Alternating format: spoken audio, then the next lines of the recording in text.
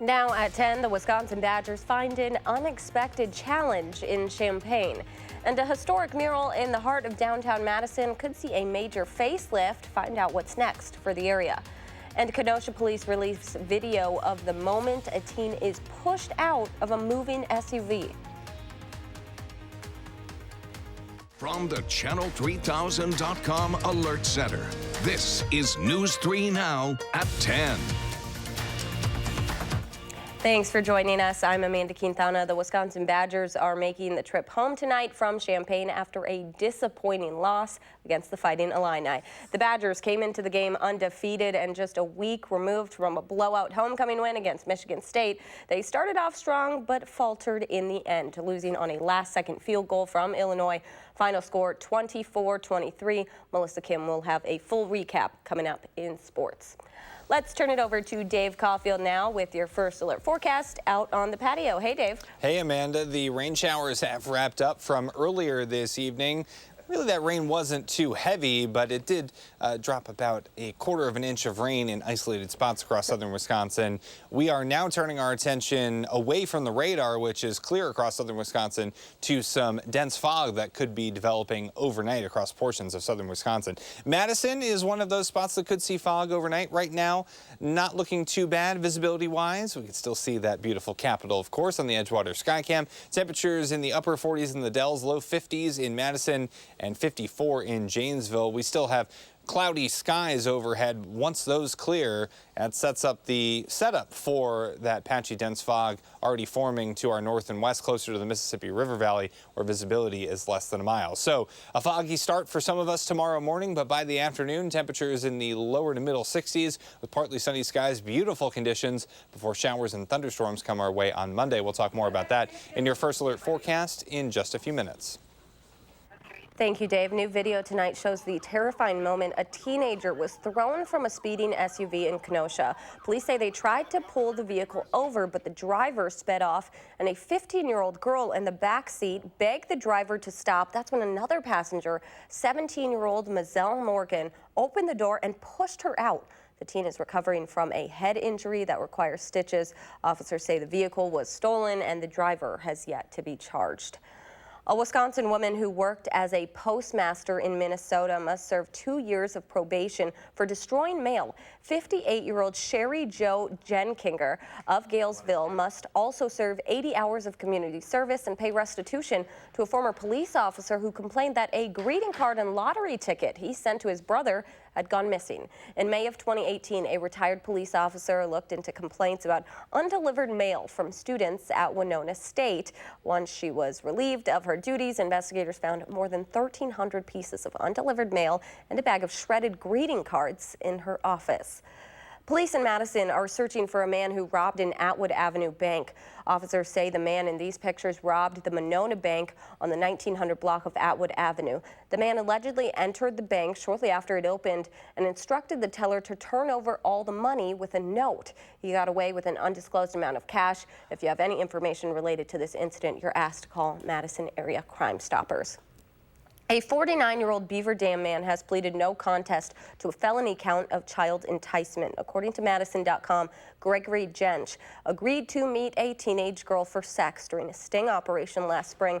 Jench has been placed on 4 years of probation. He must also pay court costs and register as a sex offender. He's also facing charge in Dodge County for an incident in August where he allegedly assaulted his wife while he was drunk. An update from news around the state. Prosecutors say the man charged with killing a person and wounding 2 others at a cemetery in Wausau left booby traps in his apartment with bombs for the police to find. 64-year-old Henry West of Schofield was in court yesterday where a cash bond was set for $10 million. Earlier this month, police say he opened fire at Pine Grove Cemetery in Wausau. 53-year-old Patty Grimm was killed during the violence. New at 10 tonight, big changes could soon be coming to a historic mural in downtown Madison. Adam Duxter talked with current tenants of the building today about when and why these changes are taking place. Yeah, well, Amanda, this project is going to be a relatively big undertaking, but leaders with ABC Health say it's about continuing a neighborhood legacy. For the last few decades, visitors passing through the intersection of Mifflin and Bassett have been greeted by an unmistakable sight. It's the granddaddy of them all here in Madison. I mean, it's been around forever, and a lot of people, point to it. They know it. Yeah, to give directions to our building, we're just like the old co-op with the mural on it. Bobby Peterson knows it well. After all, he's the executive director of the nonprofit that calls this building home. It had been a grocery store and a co-op for its whole history, so converting it to a public interest law firm was a bit of a challenge. And the longer ABC Health stayed here, There's the current mural. the more they learned about its past. And the longer you observe that past, You look at the skulls and the skeletons, and it was something that was pretty creepy at certain points. the more you see. But you also see The mural is really starting to chip and degrade in many areas. where 20 years of wear and tear is starting to make its mark. And that's got those with ABC Health thinking. We've done a lot of internal mural meetings, getting ready to go to neighborhood meetings, talking to the community, getting a timeline together, budgets together. About what could be next for this space. And while they say they've got a lot of respect for this painting's past, Karen welcomes people into the co-op. they're excited about the future of what's to come. Make this fun for the community. I mean, this is a fun project. We want to be able to capture a lot of the joy that comes from having healthy families, healthy kids. Now, you heard Bryn McBride mention that they've been holding community meetings. They're also looking for input about what the next mural should or could include, also who should paint it. And that painting could start by the beginning of next spring. And they say, if you have any input, that you should contact them on their website. We've got a link to that on our website, channel3000.com. All right, so any ideas you have, give them to them. Send them up. Thank you so much, Adam. One Marine combat veteran is going home with a quilt of valor after his friends and family surprised him with it today. What Justin Newmeyer thought would be a small dinner before going back for a normal day on his farm turned into a surprise party. After serving in the military and fighting in the Battle of Ramadi, Newmeyer's girlfriend, Allie, nominated him for a quilt of valor last year. The purpose of the quilt is to comfort and heal veterans for the trauma of war. Even just getting up in the mornings is a struggle for some guys, and I found myself there too after the war, many times, and just having someone to say that they care sometimes is just enough to get you going. Newmeyer says the memories of war can stay with a person each day, and having recognition of the battles you've fought is more than what he can put into words. Vice President Mike Pence will make 2 stops in Wisconsin this week as part of a rescheduled trip to the state. Pence will make a stop at a shipbuilding company in Marinette on Wednesday and then head to a shipping company in Pleasant Prairie, south of Kenosha. The vice president is trying to gain support for passing President Trump's trade agreement with Mexico and Canada. Pence was originally scheduled to visit the state last week, but instead went to Turkey to broker a ceasefire in northern Syria. In Washington next week, William Taylor, the acting U.S. ambassador to Ukraine, is expected on Capitol Hill for questioning in the impeachment inquiry. His testimony comes as a growing number of Republicans in Congress struggle to defend the president's actions over Ukraine and Syria. Acting White House Chief of Staff Mick Mulvaney is leading a weekend retreat at Camp David with Republican lawmakers just days after revealing President Trump froze military aid to Ukraine because he wanted the country to investigate debunked theories about the 2016 election. Hours later, Mulvaney reversed his remarks in a statement, claiming they were misconstrued and insisting, quote, there was absolutely no quid pro quo. Today, Democratic Congresswoman Sheila Jackson Lee described an administration in disarray. Instance of Mr. Mulvaney is the continuation of the collapse of this administration, the kind of calamity and catastrophic actions that are going on. Congressman Francis Rooney is the first GOP lawmaker to publicly say he won't rule out impeaching the president and said Mulvaney's comments will cause others to reconsider. Nestor, no longer a tropical storm, is hammering Florida with torrential rains and flash flooding. The storm roared ashore today with winds of up to 60 miles an hour. At least 2 tornadoes were reported. Many homes and businesses were damaged across the state. The stunning cell phone video captured fierce winds shoving a semi-truck into an SUV. Eyewitnesses say it was a tornado. The drivers were not hurt, though. A fast-moving tornado rocked this trailer park community in Seminole, Florida. Fierce winds up to 70 miles per hour took down power lines and damaged several homes. We jumped in the tub, and just as we did, the carport came off and hit the pole behind my house. The water has receded in some parts. The storm is expected to continue up the East Coast. Stay with us. There's more to come when News 3 Now at 10 returns. Readers from around the state are in Madison talking to some big-time authors. We'll share that story next.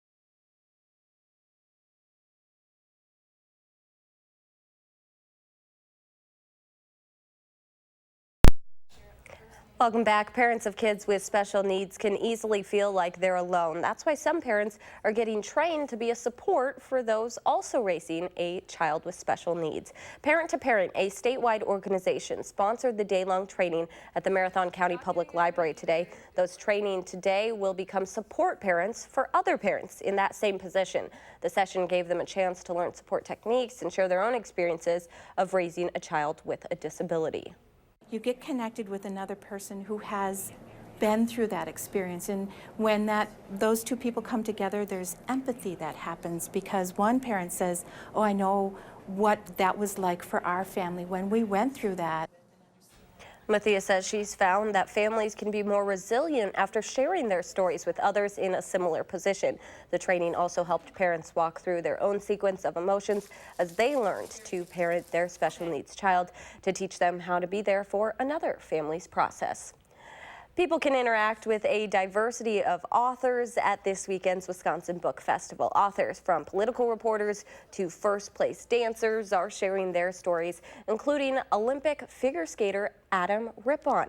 Tonight, he told Madison about his life as an athlete, covering topics like rejection and identity. The Wisconsin Book Festival runs throughout the year with 100 free events, but this weekend is its pinnacle, in which 60 authors are giving the inside scoop on their books.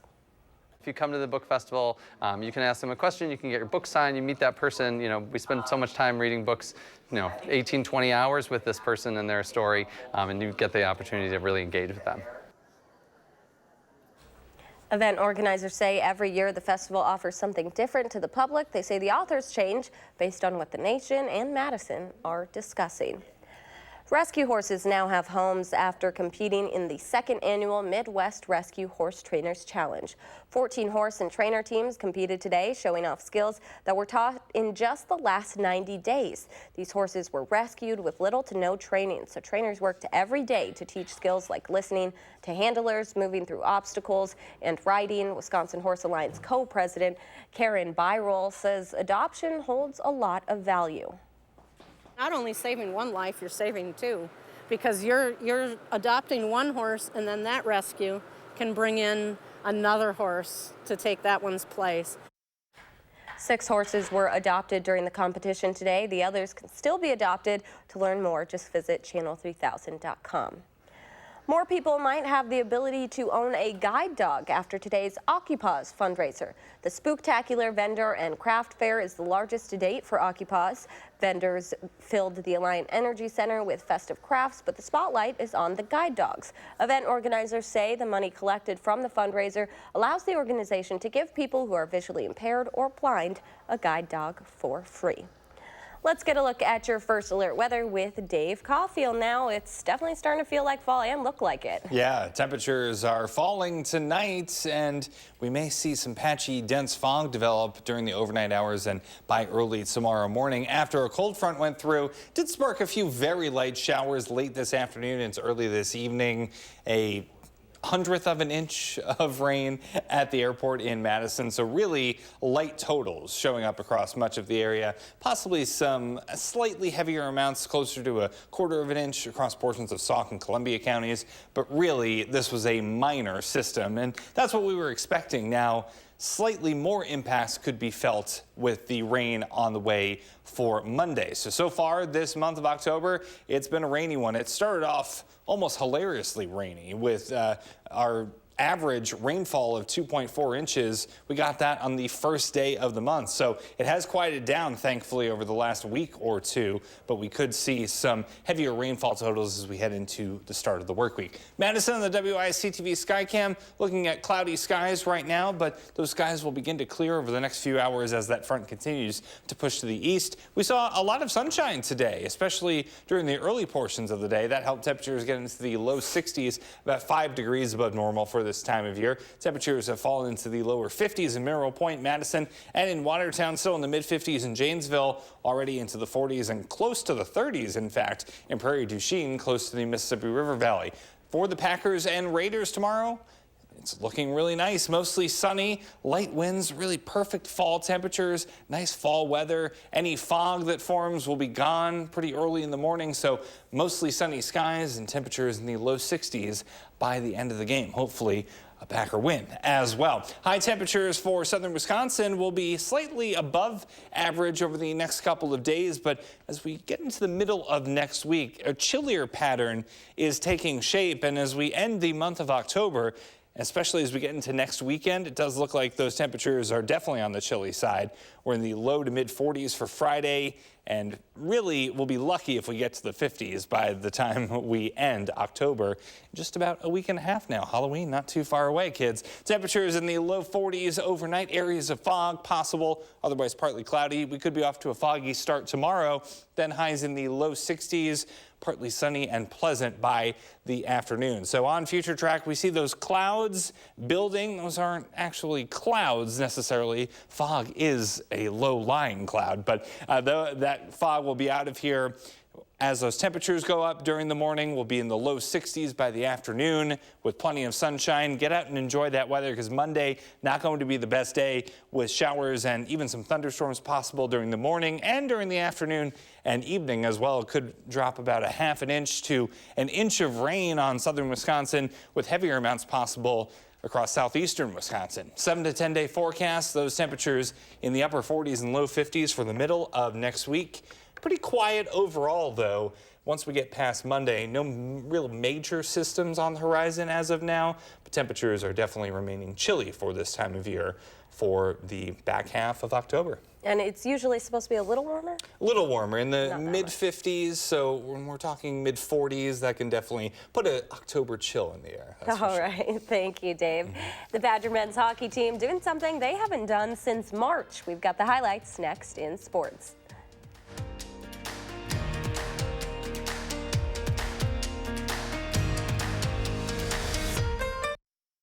News 3.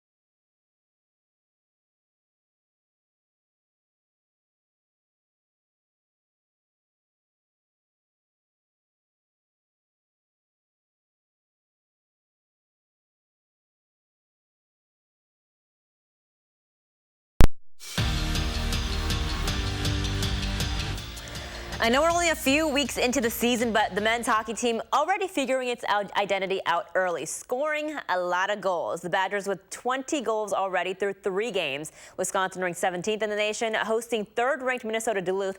They are also the 2-time defending national champions. No score till the second period. Daniel Turcotte hitting top shelf to light the lamp. Badgers up first 1-0. Later, Sean Doogie with the puck. He feeds Ty Pelton Bice backhand shot. goal, 2-0 Wisconsin. And Tony Granado's squad with the weekend sweep 3-1 the final. They're back home next weekend hosting Clarkson. The women's hockey team on the road in Long Island, New York. They too enjoy scoring a lot of goals. 12-0 the final over Long Island University. Sophie Shirley with a hat trick in the win. They're home as well next weekend hosting Bemidji State. Well, this wasn't supposed to be the game that shook the Badgers. Wisconsin has won 9 in a row against Illinois, and it was supposed to be a 10th today. But the Fighting Illini coming in with nothing to lose against the 6th-ranked Badgers. Wisconsin, the only team in the FBS to never trail in a game. Looking good at the start. Jack Cohn over the middle to Jake Ferguson. He gets in for a touchdown, his first of the season, 7-0 Badgers. But Illinois answers. Brandon Peters connecting with Donnie Navarro on the slant. Navarro breaking free, and it's the first time this season that the Badgers defense has allowed a first-half touchdown, but Wisconsin still up 10-7. Third quarter now, Badgers looking promising here. Handoff to Jonathan Taylor. He powers into the end zone. 20-7 Wisconsin, but Illinois was not done yet. More from Peters, throws down the middle, hits Josh Imutbebe for the 29-yard score. It's a 2-point game. 2 minutes to go. Cohn with the ball. He gets to the outside, picked off by Tony Adams. Second interception of the season for Cohn. 3 turnovers for Wisconsin today. Illinois with a chance now. James McCourt hitting the field goal of his life, 39-yarder as time expires. And the Fighting Illini hand the Badgers their first loss of the season, 24-23 the final. Jay Wilson wraps up the weekend from Champaign, Illinois. Sure seemed like it was all set up. Go to Champaign, kick the tar out of Illinois, go back and get ready for a showdown with Ohio State next week. But the Illini had a different idea as they beat the Badgers on a last-second field goal, 24-23. How did the Badgers feel? Well, Jake Ferguson summed it up best. Yeah, it definitely sucks. But I think now just kind of put that behind us, and it's all about prep for next week. Disappointment, anger, for sure. Caesar Williams on the side here. The way that we didn't execute. They just out-executed us. We had a good game plan, felt good going into the game, just didn't execute. So what about that game at Ohio State next week? Can the Badgers recover and give the Buckeyes a battle? I trust the guys in the locker room and our ability to bounce back and go through adversity. We're all in it for each other, and there isn't other group I'd rather do it with, and I truly trust the guys in the locker room and the coaches we have. What is the opportunity for us to learn from, grow from? And there's a lot of those lessons today, right? And we need to do that and then apply it going forward. A quick optimistic history lesson for Badger football. In 1999, they went to Cincinnati and got upset 17-12. The next week, they lost to number 4 Michigan. Then they won 8 in a row. Ron Dane won the Heisman Trophy, and the Badgers won the Rose Bowl. Just saying, we'll see what happens in 2019. At Memorial Stadium in Champaign, Jay Wilson, News 3 Now Sports. We like to keep things positive around here. Glass half full perspective there. Ohio State looming next week. The Buckeyes still undefeated. They blew out Northwestern yesterday, 52-3, the final. Finally tonight, this is not what you want to see. This is a tradition at Oklahoma. They ride around the Sooner Schooner after a touchdown. And this afternoon, they took a little bit of a tumble around a curve there. Now, thankfully, I can't take it every single time. I know. Well, thankfully, the good news here, no injuries, although a team camera person had to be checked out by medical staff. But the crash happened after their 4th touchdown. And after all that, Oklahoma did win the game today against West Virginia, 52-14. Again, I know watching a couple times, it's a little harrowing, I'm not going to lie, now that I'm watching it multiple times. But again, luckily nobody was hurt. Yeah, and luckily it didn't land on any of them. Right. It kind of just went flipped them over, off. yeah. So I guess it's not as bad as it looks, but it looks pretty bad. I would have been terrified personally. Yes. Thanks so much. We'll be right back.